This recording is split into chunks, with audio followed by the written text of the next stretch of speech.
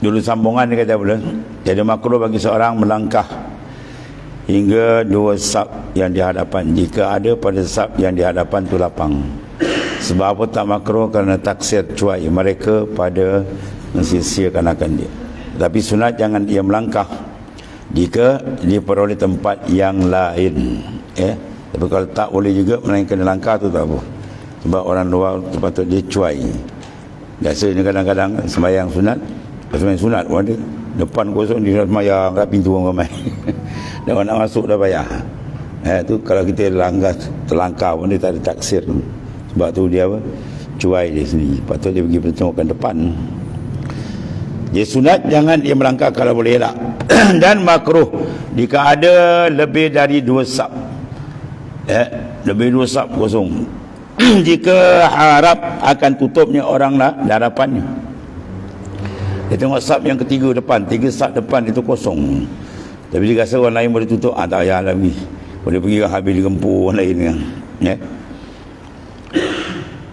Jika harap akan tutupnya saf yang lompong di depan dia, 3 saf depan oleh orang yang di hadapannya apabila berdiri sembahyang, dan tiada makruh melangkah itu bagi orang yang dibesarkan dan dimuliakan kerana walinya atau salehnya atau alimnya. Jika tahu orang yang tak dilangkah itu akan dia kerana maksud mengambil berkat. Dia wali besar dilangkah oleh kita pun suka dapat berkat tu. Itu lain kan. Tapi yang dilangkah orang tak nak ambil berkat dan suka cerita mereka dengan dilangkah pula. Demikian kata jamaah daripada fuqaha. Mana ulama fiqh ada bahas itu. Kalau sekiranya orang-orang yang dilebihkan, jadi kita pula suka kalau dilangkah kat kita, mana kita dapat berkat dia contohnya, tu tak apa. Dan haram membangkitkan orang yang duduk kan. Syekh bangun masjid, bangun dia duduk itu. Mana bergaduh dalam masjid tu. Ya, haram tu membangkit sebab iza, menyakiti hati orang. Kan ada apa bangun, kita bangun dia duduk pula. Dan haram membangkitkan orang yang duduk dalam masjid supaya ia duduk tempat-tempatnya. Tetapi hendaklah dikata baginya orang yang di dalam saf tu tafassahu atau tawassau, mana beri ruanglah, bagi lopong sikit. Arti luaskan olehmu akan tempat, dan jika bangkit yang duduk dengan sukanya dan didudukkannya akan yang lain pada tempatnya, maka tiada makruh. Dia sengaja suruh orang, bagi orang lebih ayah ke atau yang lain, guru dia ke, maka makruh demikian tu bagi yang bangkit jika berpindah ia bertempat saf yang ke belakang. Dia dah duduk saf depan, tiba-tiba dia undur belakang, dia suruh kawan dia pula pergi ke depan, dia nak duduk belakang ni. Itu makruh, sebab menolak kelebihan. Sebab setiap depan tu lebih mulia, lagi belakang dia kurang sikit, Dan haram atas orang yang wajib Jumaat membimbangkan dengan berjual beli. Mana haram orang yang wajib Jumaat tiba-tiba dia sibuk jual beli sehingga tak sembahyang dengan usahanya dan pekerjaan barang yang membimbangkan daripada wajib Jumaat. Membimbangkan dengan berjual beli dan usaha, dan pekerjaan barang yang membimbangkan daripada berjalan pada masjid, kemudian daripada dihadapkan khatib membaca khutbah. Maka jika ada pekerjaan itu dalam masjid atau serta ia berjalan akad jual beli sama-sama berjalan, maka tiada haram. Tetapi berjual beli dalam masjid itu makruhun, dia makruhkan kita berjual beli dalam masjid, tempat ibadat. Satu, jangan sampai menyakiti orang pula. Itu kan takut jadi haram. Kalau menyakiti boleh jadi haram, mengganggu orang ibadat. Dan kalau berjual beli 2 orang, seorang wajib Jumaat, tiada lainnya. Seorang wajib Jumaat, yang seorang lagi tidak. Dan saya berdosa keduanya kali, kerana ia menolong atas yang haram. Dan katakan makruh baginya. Maka jika berjual beli keduanya bukan ahli Jumaat, tiada haram. Yang berjual beli hari Jumaat orang bang, tapi yang jual beli perempuan sama perempuan, tak apalah dia nak jaga. Sebab dia tak terlibat dengan sembahyang Jumaat. Dan jika diangkatnya berjual beli oleh orang yang wajib Jumaat dahulu sah akadnya. Alhamdulillah. Masalah jual beli pula. Maka jika diakadnya akad jual beli oleh orang yang wajib Jumaat, tapi dibuat tu bila dahulu sebelum masuk Jumaat, sah akad ni tak ada masalah. Kerana tegahnya itu bagi makna yang di luar akad. Dan makro demikian itu dahulu daripada bank, kemudian daripada gelincir matahari dah masuk, dah gelincir masuk zuhur, tapi orang belazan, kita makro kerana masuk waktu wajibnya. Bahkan sehingga seperti kata Asnawi, bahawa jika ada pada negeri itu ditakhirkan padanya akan sebagai takhir yang sangat.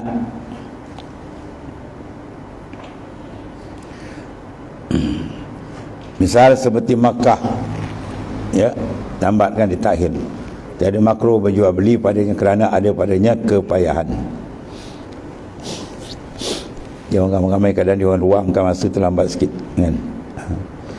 Ada pun dahulu daripada gelincir, dahulu mana sebelum tak masuk lagi zuhur, maka tiada makruh, dia meniaga tak ada hal. Dan makruh padanya tempatnya ni bagi orang yang hampir dengan tempat Jumaat. Rumah dia dengan Jumaat tak jauh, berapa langkah jalan kaki sampai, itu tak apa. Tapi kalau dia jauh sangat, sekiranya dia rasa kalau dia meniaga ni kan, yakin dia lupa Jumaat, dia tak boleh.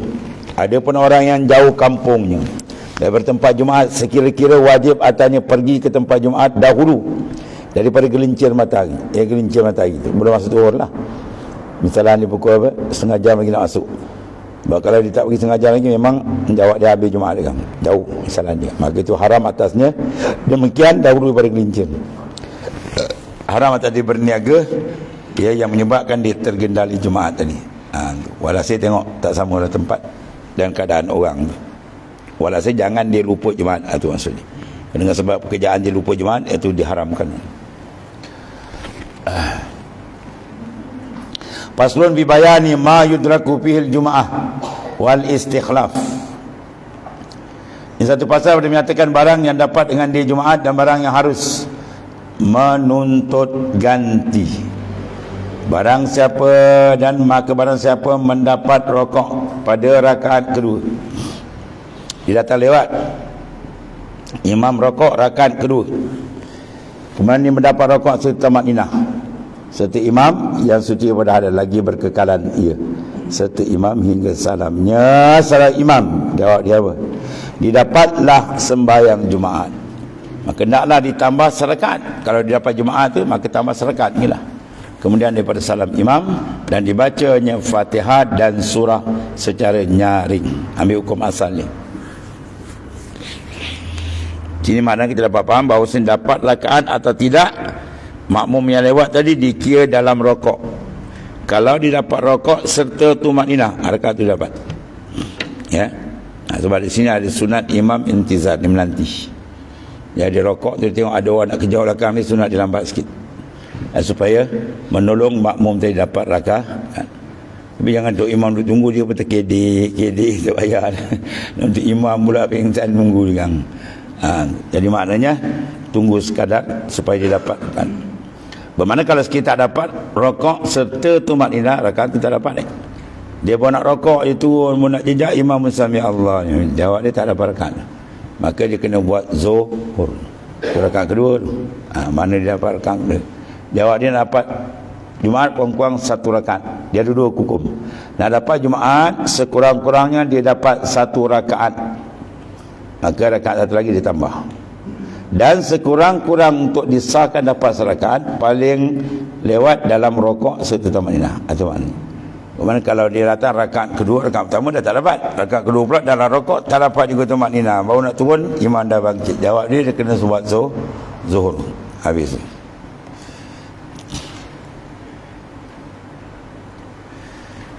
Kemudian masalah jikalau seorang yang lain berkendak masbuk kepadanya, kepada apa? Makmum yang masbuk tadi, yang dapat satu rakaat, iaitu dapat rakaat serta makninah tu. Sekala bangkit ia kepada rakaat kedua, boleh. Dan kemudian dia salam imamnya, maka masbuk pada rakaat yang kedua. Dan demikian yang ketiga, masbuk pula pada yang kedua. Kemudian daripada salam imamnya yang pertama, maka rakaat yang kedua. Dan demikian lagi lah yang keempat, masbuk pada yang ketiga. Kemudian yang ketiga masuk keempat, sampai kemudian daripada salam imamnya yang kedua tadi.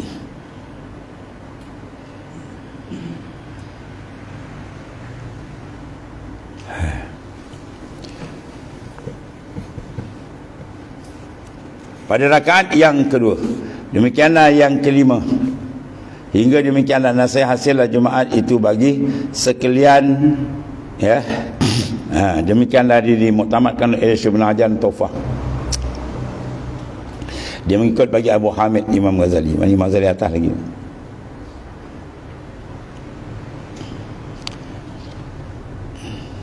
Dan Ibnu Qin. Khilaf bagi Syekh Ramli. Kena mengikut bagi muqtada kalam syaikhain. Di sini khilaf bagi Syekh Ramli. Kerana apa ni? Kerana dia mengikut bagi muqtada. Muqtada maknanya dengungan kalam itu, bukan benda yang apa sari tak nampak imbasan kalam do syaikhain. Siapa do syaikhan? Nawawi dan Rabi'i. Dalam fiqh kalau dia kata syaikhan, dua syekh. Kalau hadis Bukhari Muslim. Kalau fiqh Nawawi dan Rafi'i, ya. Jadi dengungan kalam Syekh Ramli, Bukhari, Nawawi dan Rafi'i, mana syaikhan ni? Apa dia? Tiada harus mengikut dengan masbuk itu. Dia dah masbuk, jangan ikut, dia tak harus ini. Maknanya kalau dia dapat seorang tadi dapat lewat, dia dapat serakaat, kemudian dia pun semayang lah satu rakaat lagi, orang lain datang nak ikut, tak boleh dia. Itu pendapat apa? Syekh Ramli. Kalau Syekh Ibn tak apa. Mana benda tu khilaf lah, ya. Dan kata Syekh Ibn Hajar, orang yang tiada mengharuskan mengikut kepada orang yang masbuk pada imam Jumaat itu nazar, mana ada perkataan, ada perbahasan itu mana nazar dan papihi nazar, kerana adalah bilangan-bilangan Jumaat mawujud daripada hukum. Pada hukumnya maknanya kawan tadi dah selesai dah, ya, yang kita ikut tadi. Masbuk terbangun nampak seorang, kata semayang Jumaat 40 orang, 40 dah ada pada hukum, dah lepas dah. Disambung tak boleh. Maka jika tiada, dan saya tidak sah bagi orang yang masbuk pada imam bagi dirinya, ya, kalau tidak tak cukup, jawab dia tak boleh lah. Maka terkala sah masbuk itu Jumaat sebab bilangan-bilangan mawujud pada hukumnya, ya, orang yang masuk pada dua, ya,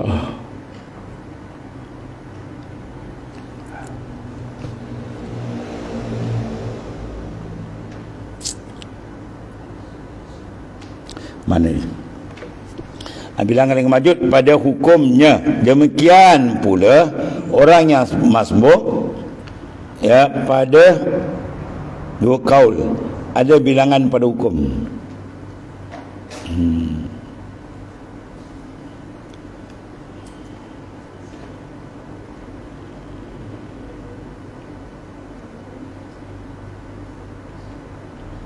Jika syak yang mendapat rakaat kedua dahulu daripada salam imamnya, adakah ia sujud serta imam?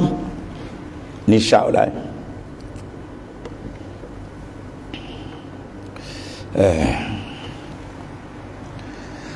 Dan jika syak yang mendapat rakaat kedua, dia syak tu bila?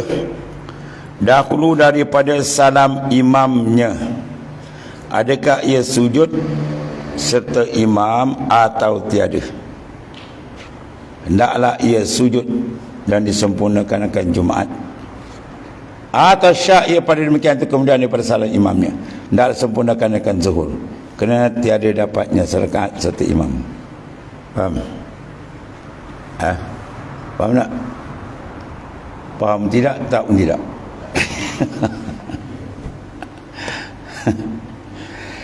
Tengok masalah. Jika syak yang mendapat akan rakaat kedua. Okey, sekarang kita sendiri misalnya, kita datang masuk rakaat kedua. Baik, dia datang syak. Apa makna syak? 50-50. Tajwizul amraini la mazidata li ahadihimah. Itu tarik syak. Tajwizul amrai, kita mengharuskan dua perkara. Dua perkara, ia berdapat tidak, dapat tidak, tu dua perkara. La mazidata li ahadihima, dan tidak kuat. Dua-dua sama limpu-limpu. Kalau kuat dipanggil zan. Kalau yakin 100%. Sekarang masalah kita datang, okey, kita ikut imam. Imam dalam rakaat kita bersemayam. Kita angkat takbir, Allahu Akbar, kita pun turun rakaat. Baik. Datang syak dahulu pada salam imam. Sebelum imam tu salam, kita ikut kan. Datang syak, tadi dapat tak? Tadi dapat tamat inah tak? Dapat tamat inah tak? Ada main gitu. Mana kalau dapat tamat inah, rakaat dia dapat. Kalau dia yakin tak ada hal lah. Yang masalah datang syak. Itu maksud. Dahulu daripada imam salam imamnya. Adakah ia sujud serta imam? Adakah dia perlu sujud serta imam? Ya, mana dia syak ni kan? Tu. Atau tiada.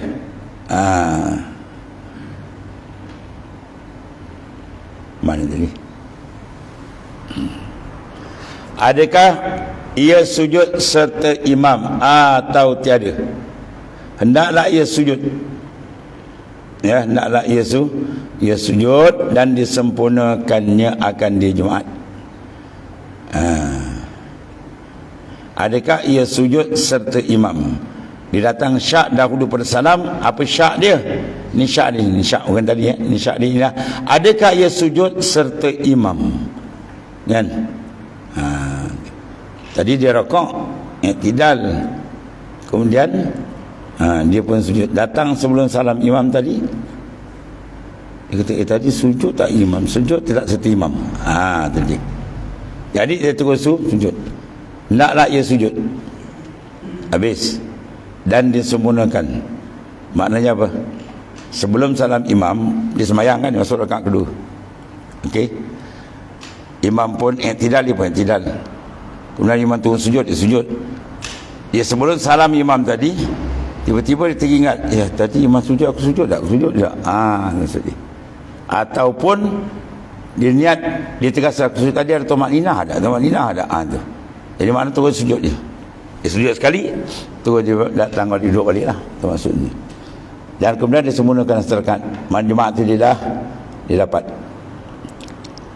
Adakah sujud serta imam atau tiada? Itu soalan dia. Yang disyakkan ialah sujud tu.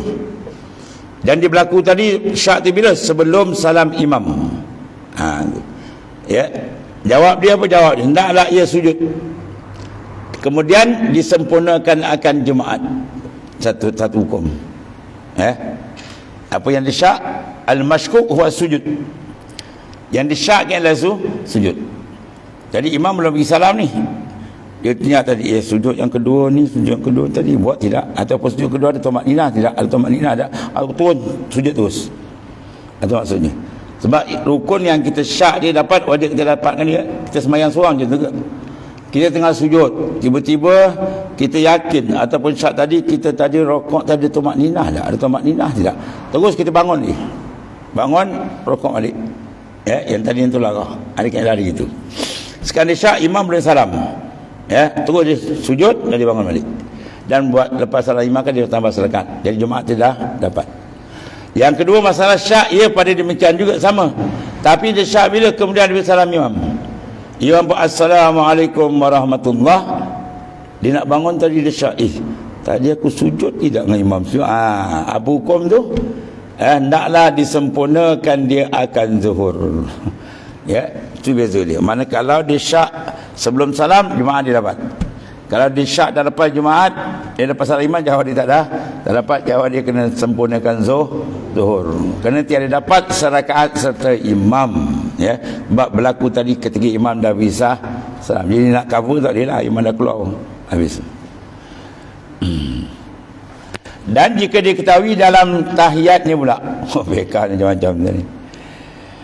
Dan jika diketahui, mana dia sedar, dalam tahiyatnya mengekalkan satu sujud, meninggal nak munasib meninggalkan satu sujud daripada rakaat yang pertama. Atas syak ia demikian itu, luput akan dia Jumaat. Dan hasil baginya satu rakaat daripada zuhur. Macam-macam mereka ni. Jika diketahui dalam tahiyat, dia baca tahiyat, kemudian dia mengetahui apa? Meninggalkan satu sujud. Bukan mengekal, meninggal. Dia yakin, mengetahui mana apa dia yakin. Tinggal sujud tadi. Sama ada tinggal betul atau tinggal pada makna. Tinggal betul memang mana tinggal. Kalau tinggal pada makna dia buat sujud tapi tak ada tamak ni. Tak tamak ni lah mana pada makna tak sah juga. Daripada rakaat yang pertama tu dia syak. Satu masalah. Atau syak yang pada demikian itu jadi luputlah akan dia Jumaat. Jumaat ni tak dah padahal hasil baginya satu rakaat daripada zuhur. Jadi dia kena tambah 3 lagi zuhur. Ingat kaedah. Dan jika mendapat orang masbuk akan imam kemudian daripada rokok, dia dapat kemudian rokok, mana apa dah i'tidal pada rakaat kedua, kata tu wajib atasnya berniat Jumaat dalam takbiratul ihram. Ni belum masuk sembahyang ni. Dia datang dapat dia masbuk, imam tengok tengah bangkit daripada rokok, sami Allah liman hamidah, rakaat berapa? Rakaat kedua, habis dah tak dapat.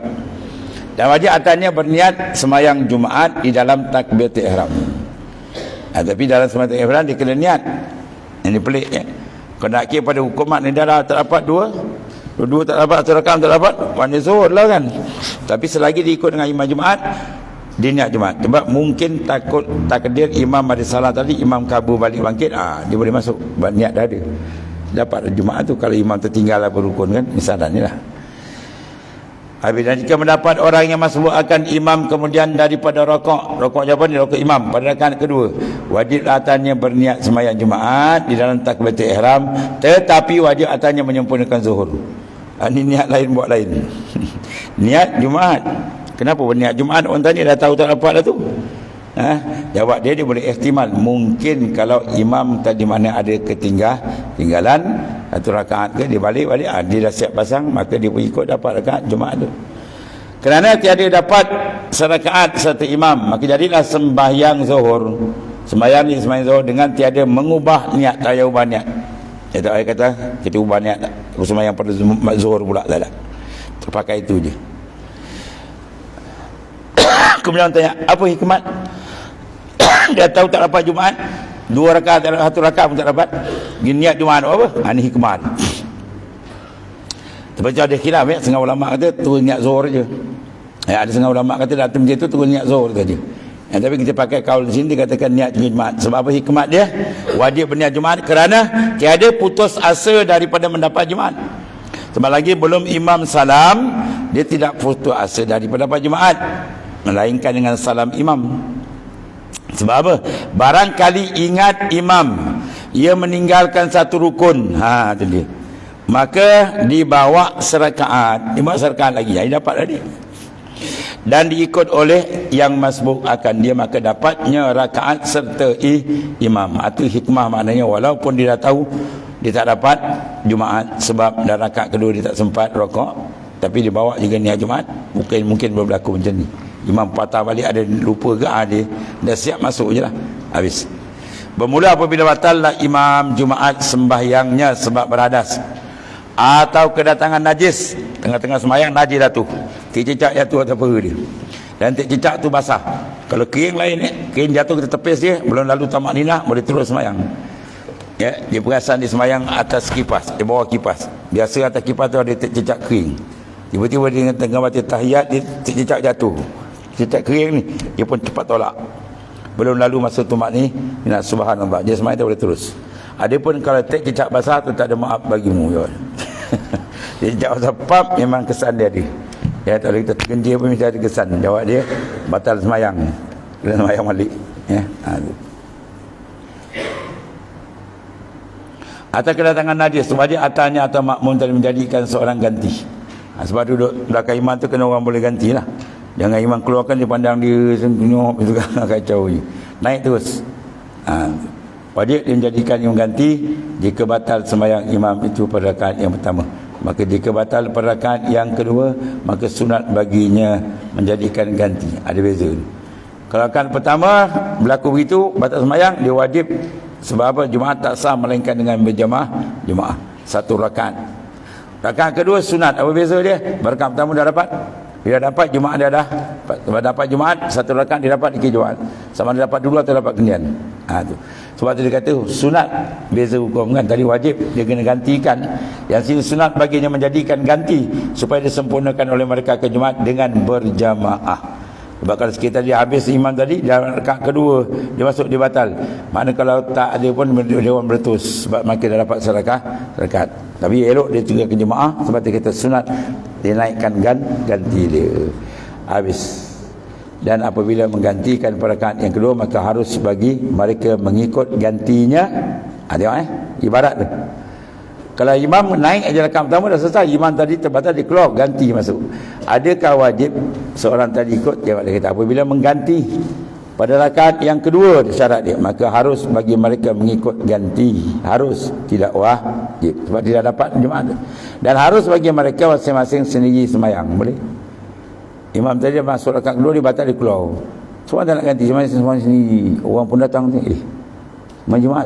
Habis tak ada nampak imam. Antar Syiah ke kata. Wah. Marah pula dia kan. Orang kontok Syiah dia tu imam lah, imam terkentut dia. Dia batas sembahyang rakaat kedua. Ketika itu sunat saja dihabiskan dengan jamaah. Satu rakaat dia dapat tu. Kalau tidak dia terus masing-masing pun boleh sah. Dan disyaratkan pada yang mengganti imam Jumaat hendaklah ia mengikut imam sebelum hadas imam, syarat ni. Ya, kalau dimasuk takbir pun nak ganti tak boleh. Dan disyaratkan wallahu a'lam.